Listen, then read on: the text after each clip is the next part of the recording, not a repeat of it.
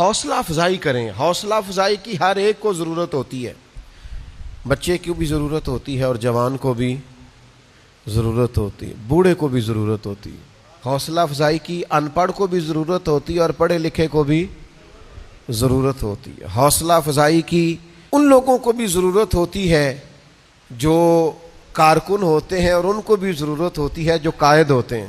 حوصلہ افزائی کریں. یہ ذرا قرآن مجید کا انداز دیکھیں نا, اللہ تعالیٰ نے حوصلہ افزائی کی اہل ایمان کی. ان الذین آمنوا وعملوا الصالحات اولئک ھم خیر البریہ.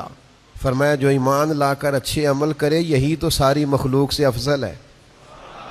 ان الذین آمنوا وعملوا الصالحات لہم اجر غیر ممنون.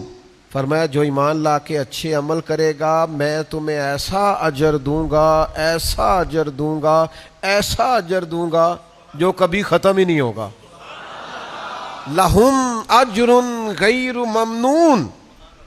اور یہ سورہ والتین میں بھی ہے, لہم اجر غیر ممنون, ایسا اجر دوں گا جو کبھی ختم. تو یا اللہ سارا قیامت میں ملے گا؟ فرمایا نہیں, ان الذین آمنوا وعملوا الصالحات سیجعل لهم الرحمن ودا. جو ایمان لانے کے بعد اچھے عمل کرے گا نا, رحمان لوگوں کے دلوں میں اس کی محبت پیدا فرما دے.